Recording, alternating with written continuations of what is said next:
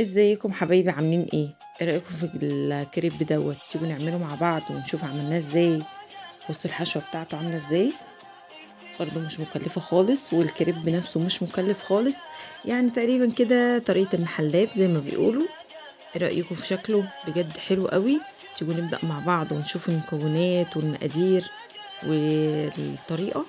يلا بينا تعالوا معايا ونشوف هنعمل الكريب بتاعنا ده ازاي. السلام عليكم ورحمة الله وبركاته. ازيكم حبايبي عاملين ايه؟ يا رب تكونوا بخير واحسن حال. النهارده هنعمل مع بعض الكريب الاقتصادي بتاع المحلات. انا جبت هنا نص كيلو من الدقيق، حطيت عليه معلقة كبيرة من السكر، وحطيت معلقة نص معلقة كده من الملح، حطيت معلقتين كبار من الزيت. هنزل بقى عليهم بالمية، يعني لو انت حاطة 3 كوبايات دقيق هتحطي 3 كوبايات من المية. انا حاطه نص كيلو دقيق، يعني هحط نص لتر من المية. هقلبهم كويس جدا، عايزه خليط سائل كده ما يبقاش تقيل. هقلبهم كده مع بعض بالراحه، وهنزل بالميه تدريجي كده اهو. تمام، وهنزل بيها واقلب. عايزه تعمليه في الخلاط براحتك، يعني ما فيش مشكله. انا عن نفسي بحب اعمله كده في البوله بتاعتي، واقلبه كده براحتي وياخد القوام المظبوط. انا بنزل بالميه واحده واحده عشان بس ما بهدلش الدنيا. انما الميه بتاعتي مظبوطه، 3 كوبايات ونص من الدقيق عليهم 3 كوبايات ونص من الميه اهو. اقلبهم كويس جدا. لو انت حاسه ان في كلكعه في قلب الخليط بتاعك ممكن تصفي العجين، مفيش مشكله.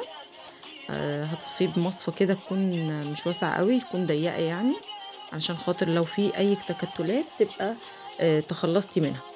هعمل ايه بقى؟ اسيبه يرتاح كده بتاع ربع ساعه. تمام، ما تشتغليش بيه على طول، سيبيه يرتاح شويه. انا بس هوريكم القوام بتاعه عامل ازاي، وهسيبه بقى يرتاح. وبعد ما يرتاح هشتغل بيه في طاسه تكون ما بتلزقش. انا بعد ما سبته بقى ارتاح، حطيته كده في الشفشق بتاعي، شفشق ببوس كده، وببدا انزل بكميه مناسبه في قلب الطاسه بتاعتي. الطاسه بقى دي على حسب انت عندك طاسه عامله ازاي، اهم حاجه تكون ما بتلزقش. خلاص. في طاسات كده اللي هي بتبقى بتاعه الكريب، بتبقى مفروده كده، بتبقى حلوه. ولكن انا مش متوفره عندي، فهعمل في الطاسه التيفال بتاعتي العاديه. خلاص. هبدأ كده ان انا افرده، مش عايزاه سميك، بحاولي على قد ما تقدري خليه رفيع، علشان وانتي بتلفيه يعني تعرفي تلفيه ما يبقاش تخين كده معاكي. خلاص. اول ما بيبدأ يشمع كده بقوم فاتحه كده من الحروف، وبقوم قلبيه عادي جدا. ما تقلقيش، ما يعني مش هيبوظ منك ولا حاجه. وهسيبه بقى كده يستوي. لو عايزه اللون بتاعه اغمق من كده عادي خالص، بتسيبيه شويه. طبعا النار بتبقى هاديه جدا، ما بعليهاش علشان ما يتحرقش منك على الفاضي. خلاص. اهو هنعمل واحده كمان اهي. اهو بفرك كده بالراحه.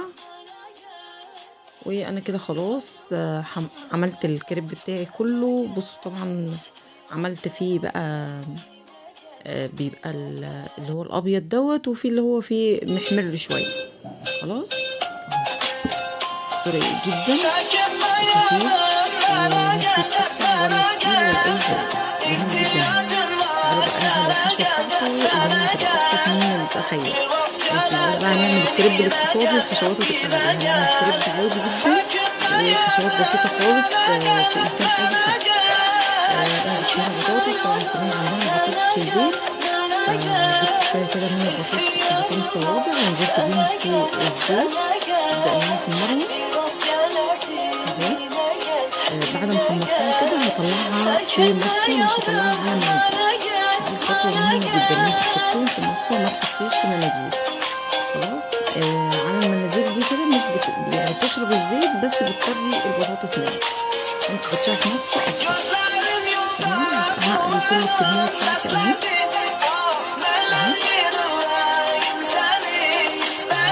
خلاص هسيبهم بقى يحمروا، وبعدين خلاص كل الكمية بتاعت البطاطس. جبت بقى جبنة كده مشكلة، وده الزيتون بتاعي. بجد يعني حلو قوي، لازم تشوفي طريقته، هسيبهم في صندوق الاتصالات. وحمرت كل كمية البطاطس اللي عندي.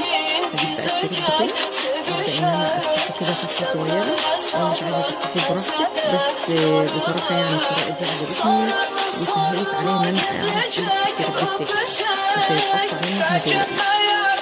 أهو هاحط كده البطاطس بتاعتي وهنزل بشوية من الكاتشب. طبعًا التزيين بقى والحشو ده كل ده بتاعِك أنتِ، ما فيهوش أي مشكلة يعني، مش هنختلف فيه. هاخد بقى شوية كده من الجبن وشوية كده من الزيتون، ده الزيتون اللي أنا عاملاه وقطعته كده زي ما أنتم شايفين، بجد طريقته حلوة أوي وأنا فخورة جدًا بالزيتون بتاعي، عاجبني جدًا يعني. كده أنا خلاص خلّصت الكريباية، لفِّت معايا بسرعة ما فيش فيها صعوبة ولا حاجة. أهو الناس بقى اللي بتقعد تشيل هَم إن هي تعمل كريب وحشوات والكلام دوّة، ما فيش حشوات أبسط من كده. أهو حشوة بسيطة جدًا وسهلة، ولو رُحتِ تجيبيها من برّه مش أقل من 35 جنيه اللي هي كريباية البطاطس دي، أنتِ ممكن تعمليها في البيت بأقل تكلفة. خلّينا ما نجهدش نفسنا شوية ونأكّل عيالنا حاجة نضيفة، وطبعًا هيبقى الزيت بتاعنا أنضف ضامنين كل النضافة بتاعة الحاجة بتاعتنا. أحط بقى شوية جبنة وشوية زيتون وهالِف كده أهو. خلاص أنا كده بقى هالِف الكمية كلّها أهي، وبعد كده هاروح على الطاسة اللي كنا بنعمل فيها الكريب، أسخّنها كده وهانزل بالكريب بتاعي أدّي له تحميصة كده عشان يبقى واخد طعم التحميصة وطعم ما يبقاش إيه، يحسسه إن هو طري معاكِ. خلاص أهو حمّصه كلّه كده، قلّبنا تاني أهو. بجد يعني طريقة جميلة جدًا وسهلة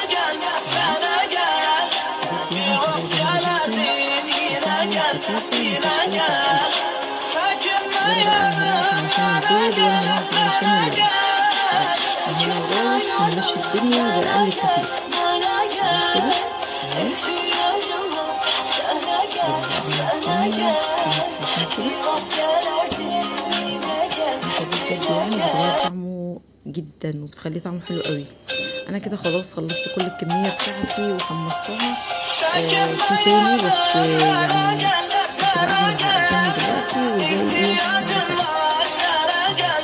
أهو، إيه رأيكم فيه؟ بجد حلو أوي. أحط بقى شوية كده من المايونيز، شوية من الكاتشب، عايزة تحطي مستردة براحتك، أنا عندي مستردة بس هُم مش بيحبوها بصراحة. لو عجبكم بقى الكريب بتاعي ما تنسونيش في لايك واشتراك وتعليق حلو.